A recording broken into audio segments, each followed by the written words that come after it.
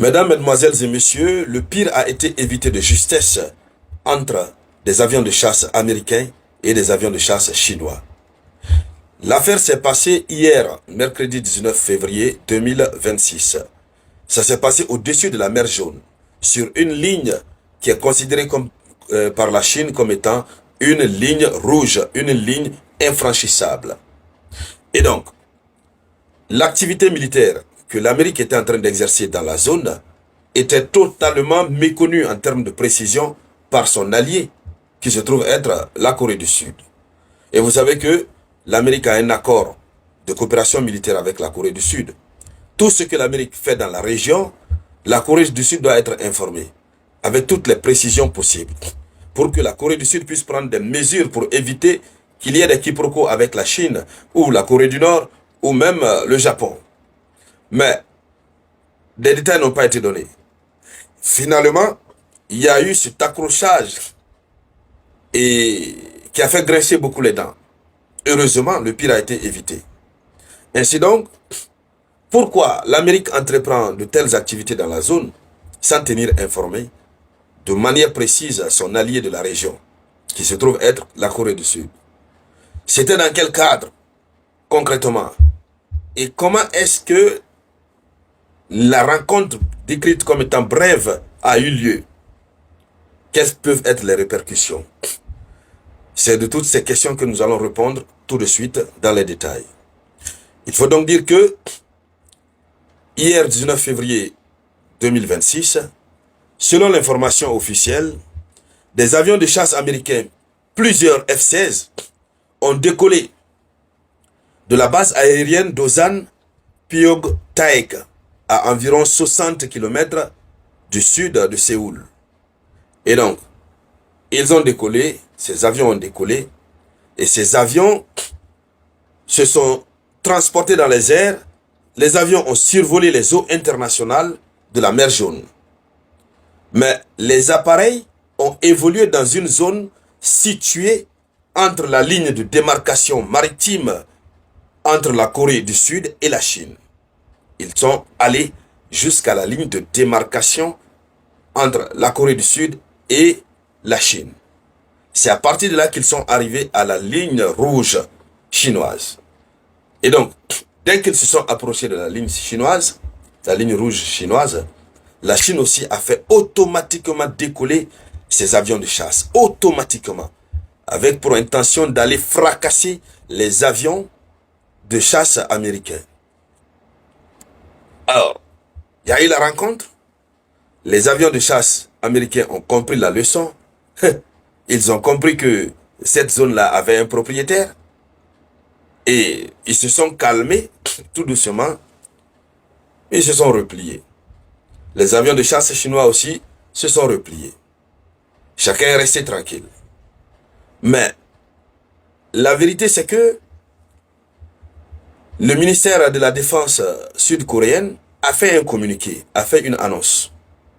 Apparemment, la Corée du Sud n'est pas contente. Vous savez que le tout nouveau président de la Corée du Sud, c'est quelqu'un qui s'est positionné comme étant un réconciliateur, quelqu'un qui veut de la paix. Quand il est venu nouvellement au pouvoir, il a fourni tous les efforts nécessaires pour réconcilier la Corée du Sud avec la Corée du Nord. Kim Jong-un a refusé catégoriquement. Donc lui, il ne veut pas de problème avec la Chine, avec ses voisins. Oui, il est d'accord avec le partenariat américain. L'alliance peut continuer, mais dans le respect des exigences protocolaires, sécuritaires, sud-coréens. Mais l'Amérique étant dans une sorte d'orgueil, l'Amérique se croyant au-dessus de tout, n'a même pas pris le temps d'informer concrètement son allié pour lui dire l'exercice que nous allons mener, voici l'objectif, ça va servir à tel, voici les zones où nous allons survoler. Pour que, au moins, s'il y a des avances, s'il y a des suggestions que les autorités sud-coréennes pourraient faire à leurs alliés, qu'elles puissent le faire. S'il y a des recommandations, que ça puisse être le cas. Mais tel n'a pas été le cas.